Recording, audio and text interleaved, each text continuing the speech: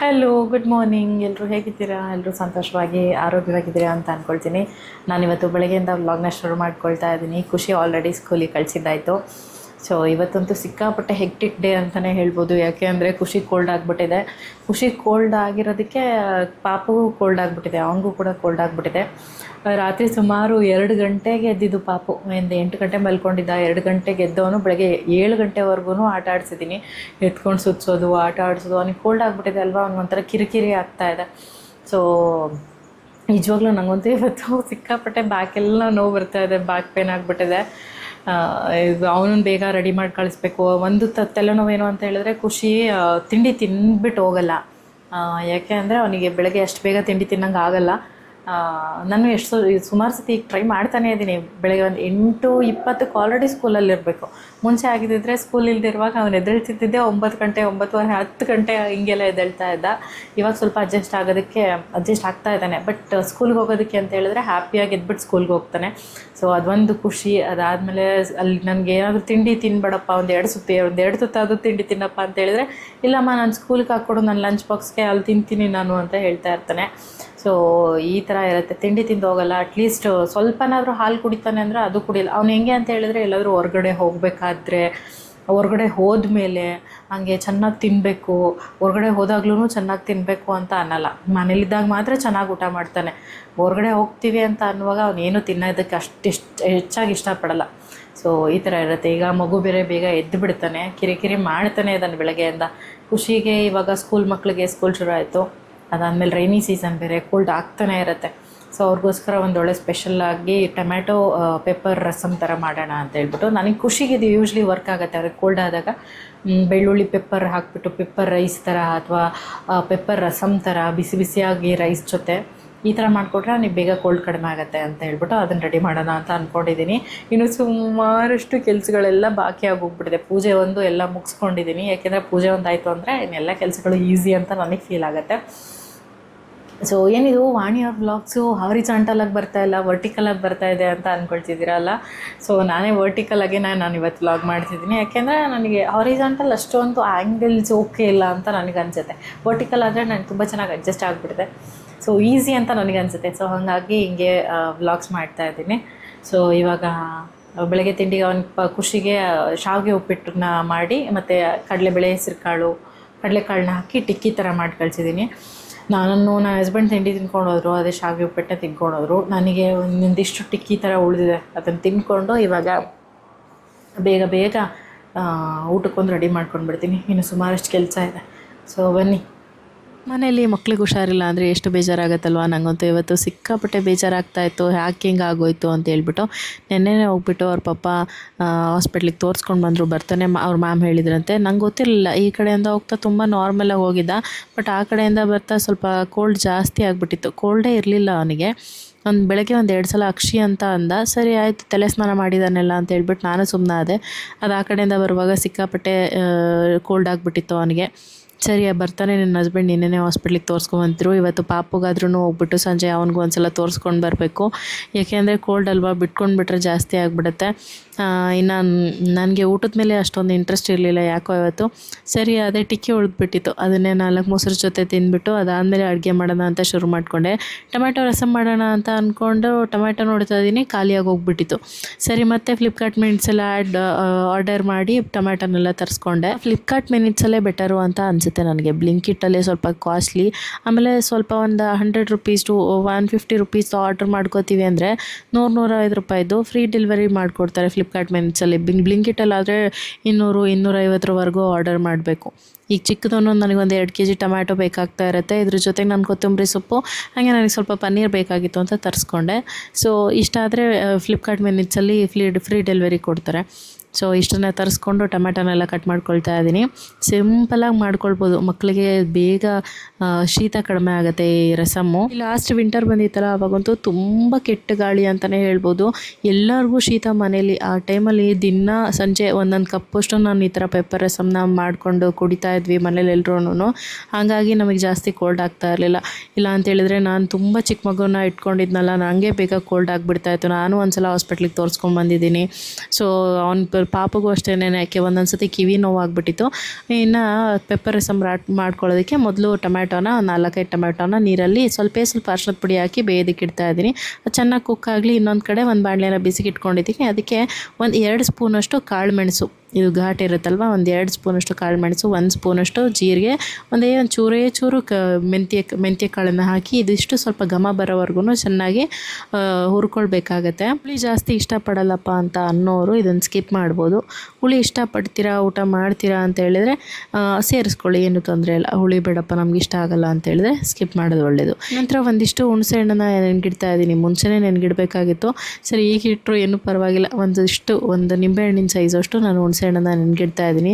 ಮೊದಲು ಇದನ್ನು ನೀಟಾಗಿ ವಾಶ್ ಮಾಡ್ಕೊತಿದ್ದೀನಿ ಮೇಲ್ಗಡೆ, ಮತ್ತು ಇನ್ನೊಂದ್ಸಲ ನೀರು ಹಾಕ್ಬಿಟ್ಟು ಎತ್ತಿಡ್ತಾ ಇದ್ದೀನಿ. ಇನ್ನು ಈ ಕಡೆ ಮೆಣಸಿನಕಾಳು ಜೀರಿಗೆ ಚೆನ್ನಾಗಿ ಘಮ ಬರ್ತಾ ಇದೆ. ಇದಕ್ಕೆ ಒಂದು 3 ಮೆಣಸಿನ್ಕಾಯಿನ ಹಾಕಿ, ಒಣಮೆಣಸಿನ್ಕಾಯಿನ ಅದನ್ನು ಫ್ರೈ ಮಾಡಿಕೊಂಡು ಇದಿಷ್ಟನ್ನು ಒಂದು ಮಿಕ್ಸಿ ಜಾರ್ಗೆ ಸೇರಿಸ್ಕೊಳ್ತಾ ಇದ್ದೀನಿ.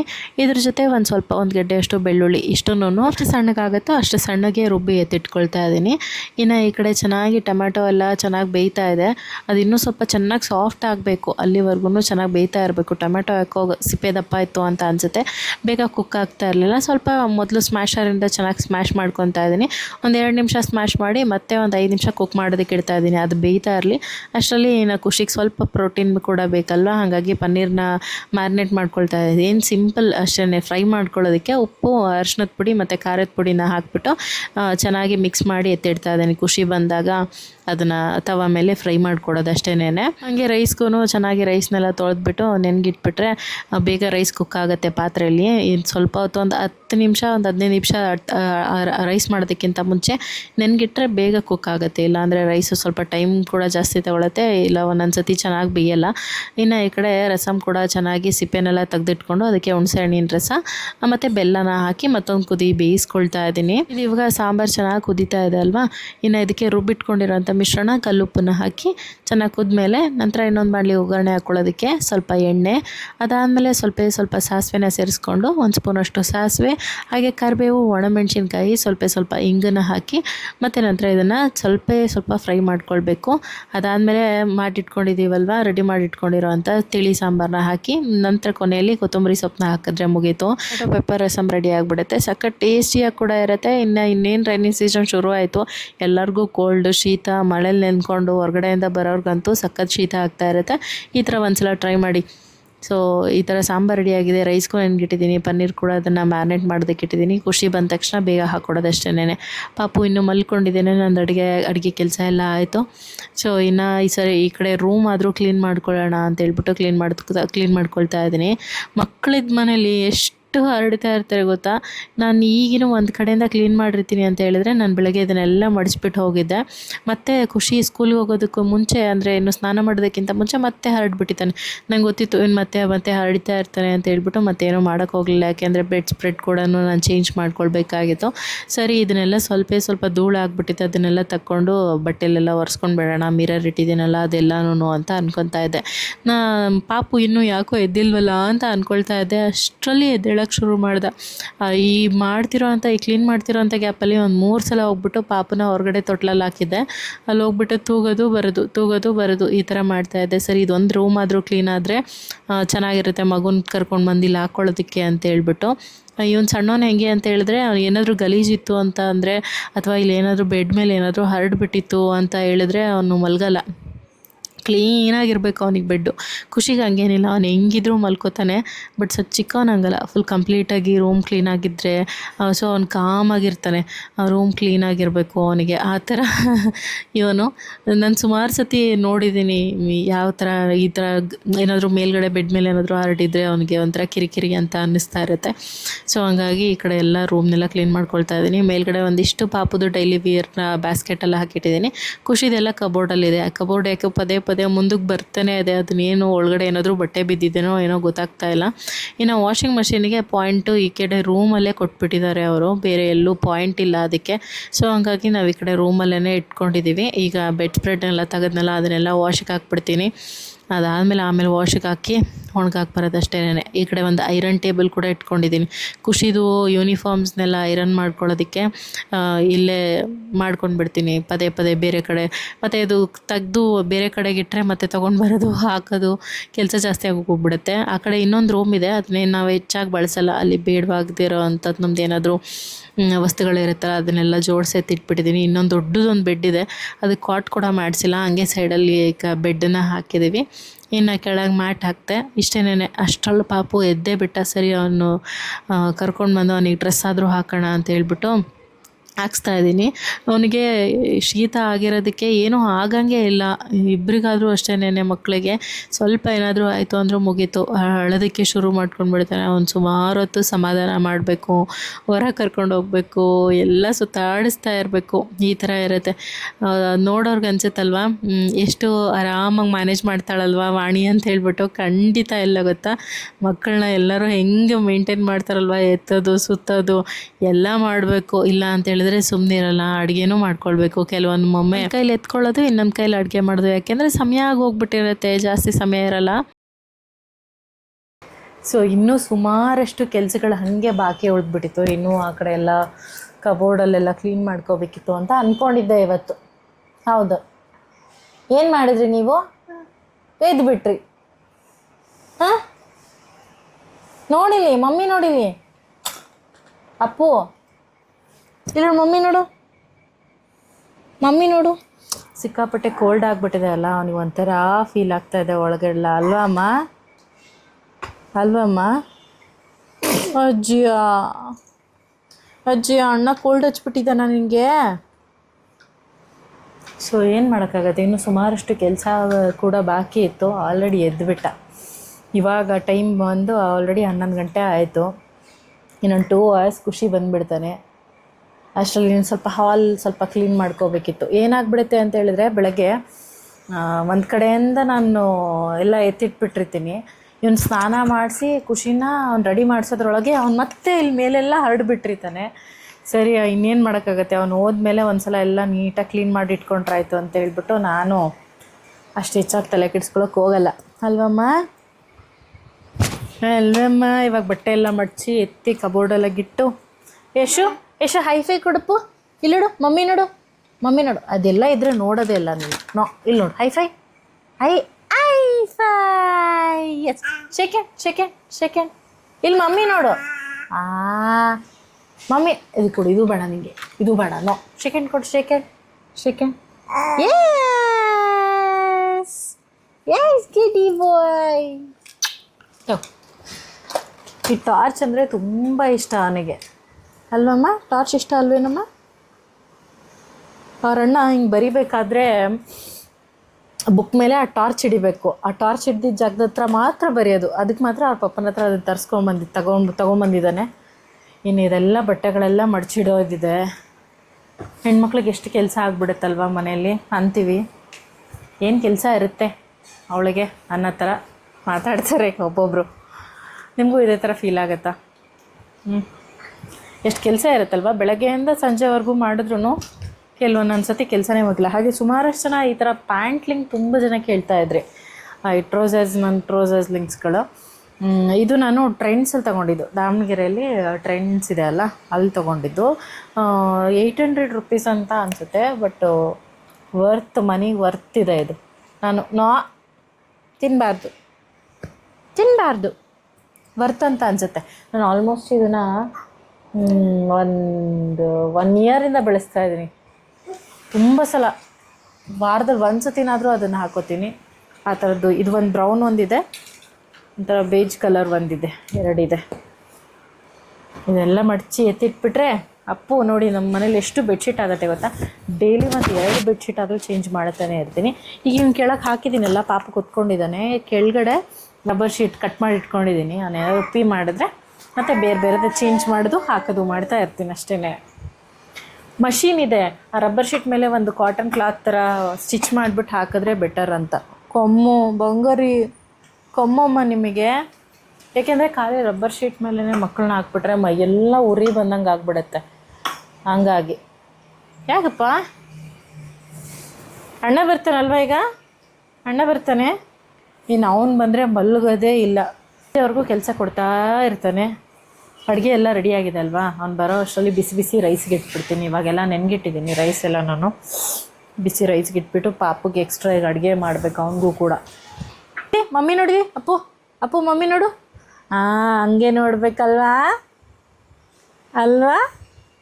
ಏನಾದರೂ ಇಲ್ಲಿ ಬಿಟ್ವಿ ಅಂತ ಹೇಳಿದ್ರೆ ಸೀದಾ ನಾನು ಎಲ್ಲಾದರೂ 1 ಸೆಕೆಂಡ್ ಇಲ್ಲ ಅಂತ ಹೇಳಿದ್ರೆ ಇಲ್ಲಿ ತುದಿಗವರೆಗೂ ಬಂದುಬಿಡ್ತಾನೆ. ಅವನು ಎಲ್ಲಿರ್ತಾನಲ್ವ, ನಾನು ಎಲ್ಲಿ ಹೋಗ್ತೀನಲ್ವ ಅಲ್ಲೆಲ್ಲ ಕಡೆ ಎತ್ಕೊಂಡು ಹೋಗ್ತಾನೆ ಇರಬೇಕು. ಇಲ್ಲ ಅಂತ ಹೇಳಿದ್ರೆ ಎಲ್ಲಿ ಬಿದ್ದೋಗ್ಬಿಡ್ತಾನೋ ಅಂತ ಭಯ ಆಗಿಬಿಡುತ್ತೆ ನನಗೆ. ಖುಷಿ ಚಿಕ್ಕವನಿರುವಾಗ 1-2 ಸಲ ಬೀಳ್ಸಿದ್ದೀನಿ, ಅದಕ್ಕೆ ಭಯ. ನಾನು ಎಲ್ಲಿ ಹೋಗ್ತೀನಲ್ವ ಎತ್ಕೊಂಡೆಲ್ಲ ಕರ್ಕೊಂಡು ಅಡ್ಡಾಡ್ತಿರ್ತೀನಿ. ವಾಕರಲ್ಲಿ ಹಾಕ್ತೀನಿ ಸ್ವಲ್ಪ ಹೊತ್ತು. ನಾನು ಏನಾದರೂ ಅಡುಗೆ ಮನೆ ಕೆಲಸ ಇರುವಾಗ ಆ ಟೈಮಲ್ಲಿ ವಾಕರಲ್ಲಿ ಹಾಕಿ ಅಡ್ಡಾಡಿಸ್ತಾ ಇರ್ತೀನಿ. ಆವಾಗ ಸ್ವಲ್ಪ ಹೊತ್ತು 1 10 ನಿಮಿಷ ವಾಕರಲ್ಲಿ ಅಡ್ಡಾಡ್ತಾನೆ ಅಷ್ಟೇ. ಅವ್ರ ಅಣ್ಣ ಬಂದರೆ ಫುಲ್ ಬ್ಯುಸಿ ಆಗಿಬಿಡ್ತಾರೆ, ಅಣ್ಣ ತಮ್ಮ ಇಬ್ಬರೂ. ಈ ಥರ ಇರುತ್ತೆ.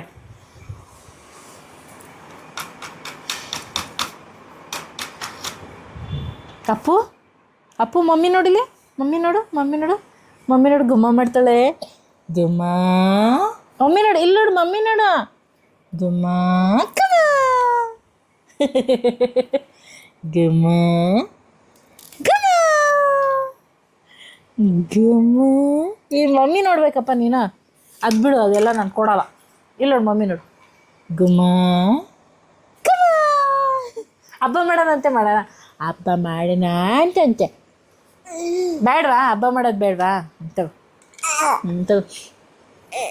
ಬರ್ತೀಯ ಬಾ ಬಾ ಬಾ ಬಾ ಬಾ. ಖುಷಿ ಸ್ಕೂಲಿಂದ ಕೂಡ ಬಂದ, ಹಸ್ಬೆಂಡ್ ಕೂಡ ಬಂದರು. ಊಟ ಮಾಡ್ಕೊಂಡು ಹೋಗ್ಬಿಡ್ತಾರೆ ಅಂತ ಹೇಳ್ಬಿಟ್ಟು ನಾನು ಎಲ್ಲ ಅಡುಗೆ ರೆಡಿ ಮಾಡಿದ್ನಲ್ವ. ಪಾಪ ಬಂದಿದ್ದೇನೆ ಅವ್ರ ತಮ್ಮ ಮಲಗಿದ್ದವನ್ನ ಎಬ್ಸಿ ಆಟ ಆಡಿಸ್ತಾ ಇದ್ದ ನೋಡಿ. ಅವನಿಗೆ ನಿದ್ದೆ ಇವನು ಬಿಡ್ತಾ ಇಲ್ಲ. ಅಪ್ಪು ಬಂಗಾರಿ ಎದ್ದು ಬಿಟ್ಟಿರಿ ಅಂತ ಹೇಳ್ಬಿಟ್ಟು ಅವ್ನು ಎಬ್ಸಿ ಫ್ರೆಶ್ ಅಪ್ ಆಗಿಬಿಟ್ಟು ಹೋಗಪ್ಪ ಅಂತ ಹೇಳ್ಬಿಟ್ಟು ಕಳಿಸ್ದೆ. ಅವ್ನು ಫ್ರೆಶ್ ಅಪ್ ಆಗಿ ಬರ್ತಾನೆ ಅಂತ ಹೇಳ್ಬಿಟ್ಟು. ಇನ್ನು ನೋಡಿ ಇವಾಗ ಬುಕ್ಸು ನೋಟ್ಬುಕ್ ಎಲ್ಲ ಕಟ್ ಕಳಿಸಿದ್ದಾರೆ. ಡೈರಿ ಇರುತ್ತಲ್ಲ ಅದನ್ನು ಕಟ್ ಕಳಿಸಿದ್ದಾರೆ. ಏನೂ ನೋಟ್ ಮಾಡಿ ಕಳಿಸಿಲ್ಲ. ನಾನೊಂದು ಬಾಕ್ಸ್ಲೇನೋ ಒಂದು ಎಕ್ಸ್ಟ್ರಾ ಅಂತ ಇಟ್ಟು ಕಳಿಸಿರ್ತೀನಿ. ಮತ್ತು ಅವ್ರು ಟೆಕ್ಸ್ಟ್ ಬುಕ್ನೆಲ್ಲನೂ ಕಳಿಸಿದ್ದಾರೆ. ಏನು ಅಂದರೆ ಟೆಕ್ಸ್ಟ್ ಬುಕ್ಕಲ್ಲಿ ದಿನ ಒಂದೊಂದು ಸತಿ ತೋರಿಸಿ ರಿವೈಂಡ್ ಮಾಡ್ತಾ ಇರ್ತೀನಿ ಅವನಿಗೆ. ಎಲ್ಲನೂ ಬೈಂಡಿಂಗ್ ಮಾಡಿ ಕಳಿಸ್ಬಿಡಿ ಅಂತ ಹೇಳಿದರು. ಎಲ್ಲ ಬೈಂಡಿಂಗ್ ಮಾಡಿ ಕಳಿಸಿದಾದ್ಮೇಲೆ ಮತ್ತೆ ಒಂದೊಂದೇ ಕಳಿಸ್ತಾ ಇದ್ದಾರೆ. ಸೊ ಡೈರಿಲಿ ಏನೂ ಕಳಿಸಿಲ್ವಲ್ಲ, ಸೊ ಹಂಗಾಗಿ ನನಗೇನು ಗೊತ್ತಾಗ್ತಾ ಇಲ್ಲ. ಇನ್ನು ಈ ಕಡೆ ಮ್ಯಾರಿನೇಟ್ ಮಾಡಿ ಇಟ್ಕೊಂಡಿರೋವಂಥ ಪನ್ನೀರನ್ನ ಹಾಕಿ ಒಂದು 2 ನಿಮಿಷ ಕುಕ್ ಮಾಡ್ಕೊಳ್ತಾ ಇದ್ದೀನಿ. ಪನ್ನೀರಲ್ಲಿ ಒಳ್ಳೆ ಪ್ರೋಟೀನ್ ಇರುತ್ತೆ ಮಕ್ಕಳಿಗೆ. ಸೊ ಖುಷಿಗೆ ಪನ್ನೀರ್ ಇಷ್ಟ ಆಗುತ್ತೆ.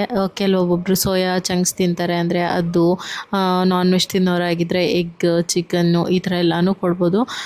ಪ್ರೋಟೀನ್ ಅಂತೂ ಸಿಕ್ಕರೆ ತುಂಬಾ ಒಳ್ಳೆಯದು ಫೈಬರ್ಗೆ ತರಕಾರಿ. ಇವತ್ತೇನು ನಾನು ಮಾಡೋಕ್ಕೆ ಹೋಗಿಲ್ಲ, ಯಾಕೆಂದರೆ ಸಿಕ್ಕಾಪಟ್ಟೆ ನನಗೆ ಹೆಡ್ಡೇಕ್ ಅಂತಲೂ ಫೀಲ್ ಆಗ್ತಾಯಿತ್ತು. ಸೊ ಹಂಗಾಗಿ ಸಿಂಪಲ್ಲಾಗೇ ರಸಮ್ ರೈಸು ಮತ್ತು ಪನ್ನೀರನ್ನ ಫ್ರೈ ಮಾಡ್ತಾ ಇದ್ದೀನಿ ಖುಷಿಗೆ. ಎಷ್ಟು ಚೆನ್ನಾಗಾಗಿತ್ತು ಗೊತ್ತಾ, ಸಿಕ್ಕಾಪಟ್ಟೆ ಸ್ವಲ್ಪ ಸ್ಟ್ರಾಂಗ್ ಆಗಿತ್ತು. ಖುಷಿ ಸ್ವಲ್ಪ ಸ್ಟ್ರಾಂಗ್ ಇದ್ರೂ ಚೆನ್ನಾಗಿ ಊಟ ಮಾಡ್ತಾನೆ.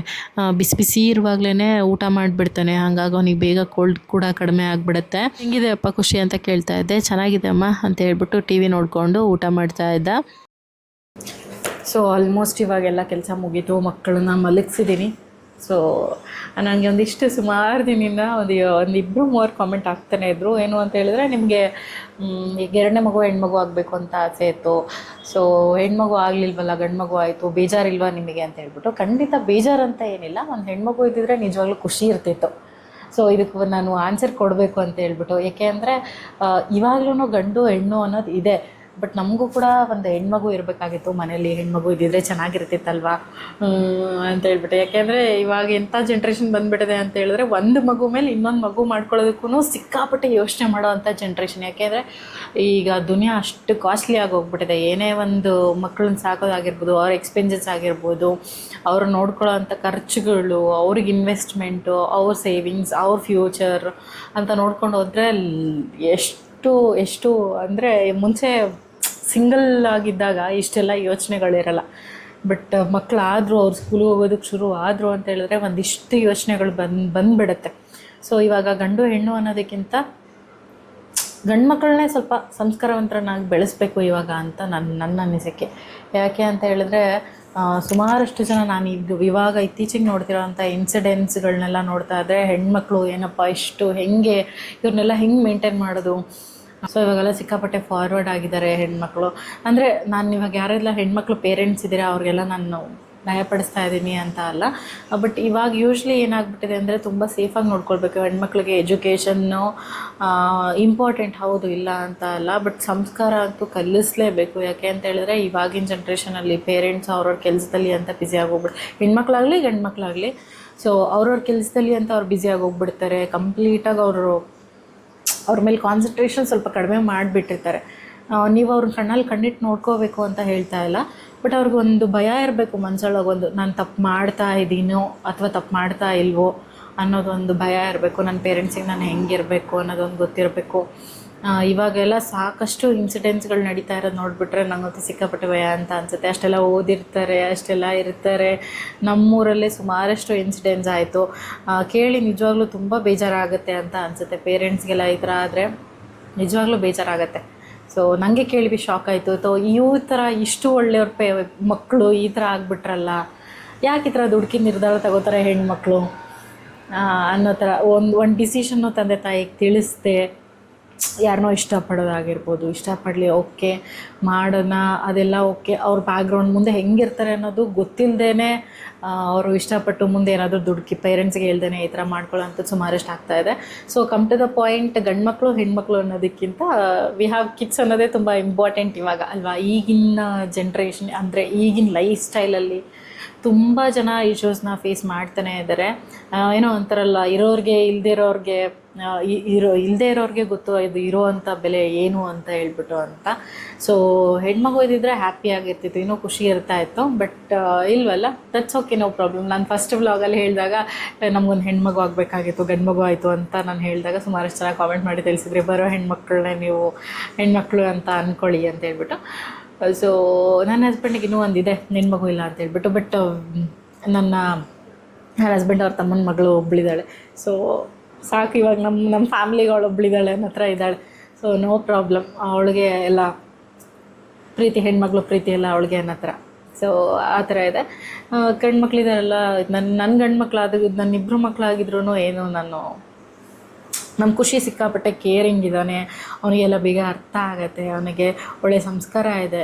So I am happy. ನಾನು ಇನ್ನೂ ಚೆನ್ನಾಗಿ ಬೆಳೆಸಬೇಕು ಅಂತ ಅಂದ್ಕೊಂಡಿದ್ದೀನಿ ನನ್ನಿಬ್ಬರು ಮಕ್ಕಳನ್ನ ನಾನು. ಬಿಕಾಸ್ ಯಾಕೆ ಅಂದರೆ ಒಂದು ದೊಡ್ಡ ಮಗು ಹೆಂಗೆ ಬೆಳೀತಾ ಹೋಗ್ತಾನಲ್ವ, ಸೊ ಹಂಗೆ ಚಿಕ್ಕ ಮಗುನೂ ಹಿಂದ್ಗಡೆಯಿಂದ ಬೆಳೀತಾ ಬರ್ತಾನೆ ಅನ್ನೋದು ನಮ್ಮ ಕಾನ್ಸೆಪ್ಟ್. ಯಾಕೆ ಅಂದರೆ ನಮ್ಮ ತಂದೆ ತಾಯಿ ನಮ್ಮನ್ನು ಹಂಗೆ ಬೆಳೆಸಿರೋದು. ನನ್ನನ್ನು ಒಂದು ಕಡೆಯಿಂದ ನೋಡ್ಕೊಂಬಂದರು, ನನ್ನ ತಮ್ಮನ ನಾನು ನೋಡ್ಕೊತಾ ಬಂದೆ ಒಂದು ಕಡೆಯಿಂದ. ಲೈಕ್ ನನ್ನ ತಂದೆ ತಾಯಿ ನೋಡ್ಕೊಳ್ಳೋದ್ರ ಜೊತೆಗೆ ನಾನು ಅವನ್ನ ಟ್ರೈನ್ ಮಾಡ್ತಾ ಬಂದೆ. ಸೊ ಇವಾಗಲೂ ನಮ್ಮ ಬಾಂಡಿಂಗ್ ಹೆಂಗಿದೆ ಅಂತ ಹೇಳಿದ್ರೆ, ನಾವು ಇಬ್ಬರು ಒಂದೇ ತಟ್ಟಲ್ಲಿ ಕೂತ್ಕೊಂಡು ಊಟ ಮಾಡ್ತೀವಿ. ಊರಿಗೆ ಹೋದ್ವಿ ಅಂತ ಹೇಳಿದ್ರೆ ನನ್ನ ಫೀಲಿಂಗ್ಸ್ ಅವನಿಗೆ ಬೇಗ ಅರ್ಥ ಆಗುತ್ತೆ, ಅವ್ನ ಫೀಲಿಂಗ್ಸ್ ನಮಗೆ ಬೇಗ ಅರ್ಥ ಆಗುತ್ತೆ. ಯಾಕೆಂದರೆ ನಮ್ಮ ಪೇರೆಂಟ್ಸ್ ನಮ್ಮ ಬಾಂಡನ್ನ ಅಷ್ಟು ಸ್ಟ್ರಾಂಗ್ ಮಾಡಿದ್ದಾರೆ.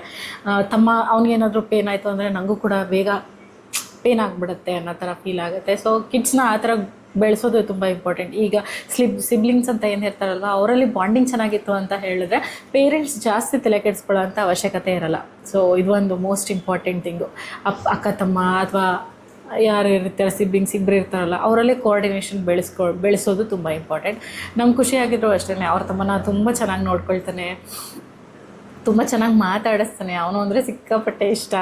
ಎಲ್ಲೂ ಬಿಸಿಲಿದೆ, ಸ್ವಲ್ಪ ಹೊತ್ತು ಬಿಸಿಲಿಗೆ ಹೋದ್ರೂ ಅಮ್ಮ ಅವಳ ಕಡೆ ಹೋಗಿ ಬಿಸಿಲಿದೆ ಅಂತ ಹೇಳ್ತಾನೆ. ಸೊ ಅಷ್ಟು ಫೇವರ್, ಆ ಥರ ಅಷ್ಟು ಒಳ್ಳೆ ಪರ್ಸ್ನಾಲಿಟಿ ಅವನು ಇನ್ನೂ ಚೆನ್ನಾಗಿ ಬಿಲ್ಡ್ ಮಾಡಬೇಕು. ಇವಾಗ ಸ್ವಲ್ಪ ಚಿಕ್ಕ ಮಗು ಕಡೆನೇ ಕಾನ್ಸಂಟ್ರೇಟ್ ಜಾಸ್ತಿ ಆಗಿರೋದ್ರಿಂದ ಅವನಿಗೆ ಬೇರೆ ಎಕ್ಸ್ಟ್ರಾ ಕ್ಲಾಸಸ್ ಅಂತ ಹೇಳ್ಬಿಟ್ಟು ಏನು ಎಕ್ಸ್ಟ್ರಾ ಅವನಿಗೆ ಕಾನ್ಸಂಟ್ರೇಟ್ ಮಾಡೋಕ್ಕಾಗ್ತಿಲ್ಲ. ಬಟ್ ಇನ್ಮೇಲೆ ಖಂಡಿತ ಅವನಿಗೆ ಎಕ್ಸ್ಟ್ರಾ ಕ್ಲಾಸಸ್ ಆಗಿರ್ಬೋದು, ಡ್ಯಾನ್ಸ್ ಕ್ಲಾಸ್, ಆ್ಯಕ್ಟಿವಿಟಿ ಕ್ಲಾಸಸ್ಗಳು ಅದಕ್ಕೆಲ್ಲ ಹಾಕಬೇಕು ಅಂತ ಅಂದ್ಕೊಂಡಿದ್ದೀನಿ. ನನ್ನ ಹಸ್ಬೆಂಡ್ ಕೂಡ ಆದಷ್ಟು ಸುಮಾರು ನಮಗೆ ಹೆಲ್ಪ್ ಮಾಡಿಕೊಡ್ತಾರೆ. ಬೆಳಗ್ಗೆ ನಾನು ತಿಂಡಿ ಮಾಡಿದ್ರೆ ಖುಷಿ ರೆಡಿ ಮಾಡಿಸೋದಾಗಿರ್ಬೋದು. ಪೇರೆಂಟ್ಸ್ ಕೋಆರ್ಡಿನೇಷನ್ನು ಅಷ್ಟೇ ತುಂಬ ಇಂಪಾರ್ಟೆಂಟ್. ಯಾಕೆ ಅಂತ ಹೇಳಿದ್ರೆ, ನಾನು ಹೇಳ್ದದ್ದು ಬೇರೆ ಥರ ಇರುತ್ತೆ, ನನ್ನ ಹಸ್ಬೆಂಡ್ ಹೇಳೋದು ಬೇರೆ ಥರ ಇರುತ್ತಲ್ವ. ನಾನು ಹೇಳೋದು ನನ್ನ ಹಸ್ಬೆಂಡ್ ಹೇಳೋದು ಒಂದೇ ಥರ ಇತ್ತು ಅಂತ ಹೇಳಿದ್ರೆ, ನೀವು ಹೇಳೋದು ನಿಮ್ಮ ಹಸ್ಬೆಂಡ್ ಹೇಳೋದು ನಿಮ್ಮ ಮಕ್ಳಿಗೆ ಒಂದೇ ಥರ ತಲುಪ್ತು ಅಂತ ಹೇಳಿದ್ರೆ, ಸೊ ಅವರು ಒಂದು ಲೈನಲ್ಲಿ ಹೋಗ್ತಾ ಇರ್ತಾರೆ. ನೀವು ಒಂಥರ ಹೇಳ್ತೀರಾ, ನಿಮ್ಮ ಹಸ್ಬೆಂಡ್ ಒಂಥರ ಹೇಳ್ತೀರಾ ಅಂತ ಹೇಳಿದ್ರೆ ಅಲ್ಲಿ ಮಕ್ಕಳು ಲೈನ್ ತಪ್ಪಿಬಿಡ್ತಾರೆ. ಸೊ ನೀವಿಬ್ಬರು ಫಸ್ಟು ಮಾತಾಡಿಕೊಂಡು ಮಕ್ಕಳನ್ನ ಹೇಗೆ ಮಾತಾಡಬೇಕು ಅವ್ರ ಜೊತೆ ಅಂತ ಹೇಳ್ಬಿಟ್ಟು ಸ್ಮಾರ್ಟಾಗೇ ಮಾತಾಡಬೇಕು ಅವ್ರ ಜೊತೆ ಸ್ವಲ್ಪ. ಸೊ ಅವರನ್ನು ಬಿಲ್ಡ್ ಮಾಡ್ತಾ ಹೋಗಬೇಕು, ಸ್ವಲ್ಪ ಎಫರ್ಟ್ಸ್ ಕೂಡ ಹಾಕಲೇಬೇಕು ಅಲ್ವಾ. ಸೊ ಇಷ್ಟಿರುತ್ತೆ. ಗಂಡ್ಮಕ್ಳು ಹೆಣ್ಮಕ್ಳು ಅಂತ ಏನಿಲ್ಲ. ಸೊ ವಿ ಹ್ಯಾವ್ ಕಿಡ್ಸ್ ಅಲ್ವಾ. So that's N important thing. So ಈ ವ್ಲಾಗ್ ನಿಮಗೆ ಇಷ್ಟ ಆಯಿತು ಅಂತ ಅಂದ್ಕೊಳ್ತೀನಿ. ಇನ್ನು ಸುಮಾರಷ್ಟು ಪ್ರಶ್ನೆಗಳು ಕೇಳ್ತಾನೆ ಇರ್ತೀರ, ಸೊ ಅಪ್ಕಮಿಂಗ್ ವ್ಲಾಗ್ಸಲ್ಲಿ ನಾನು ಇದ್ರ ಬಗ್ಗೆ ಡಿಸ್ಕಸ್ ಮಾಡ್ತಾ ಹೋಗ್ತೀನಿ. ಐ ಹೋಪ್ ಇನ್ನೂ ಸುಮಾರಷ್ಟು ಕೆಲಸಗಳು ಬಾಕಿ ಇದೆ ನಂದು. ಬ್ಯಾಕ್ ಟು ಮಾಮ್ ಲೈಫ್ ಇವಾಗ ಮಕ್ಕಳು ಎದ್ದೇಳ್ತಾರೆ, ಅವ್ರು ನೋಡ್ಕೊಳ್ಳೋದು, ಅವ್ರಿಗೆ ಅಡುಗೆ, ಸೊ ಇದಿರುತ್ತೆ, ಏನು ಮಾಡೋಕ್ಕಾಗಲ್ಲ. ಸೊ ಐ ಹೋಪ್ ಈ ವ್ಲಾಗ್ ನಿಮ್ಗೆ ಇಷ್ಟ ಆಗಿದೆ ಅಂತ ಅಂದ್ಕೊಳ್ತೀನಿ. ಇದ್ರ ಬಗ್ಗೆ ನಿಮ್ಮ ಒಪಿನಿಯನ್ ಏನು ಅಂತ ನನಗೂ ಕಾಮೆಂಟ್ ಮಾಡಿ ತಿಳಿಸಿ. ಸೊ ನೆಕ್ಸ್ಟ್ ವ್ಲಾಗಲ್ಲಿ ಮತ್ತೆ ಸಿಗ್ತೀನಿ. ಅಲ್ಲಿವರೆಗೂ ಟೇಕ್ ಕೇರ್, ಬಾಯ್, ಇಶ್ಕ್ ಯು ಗೈಸ್.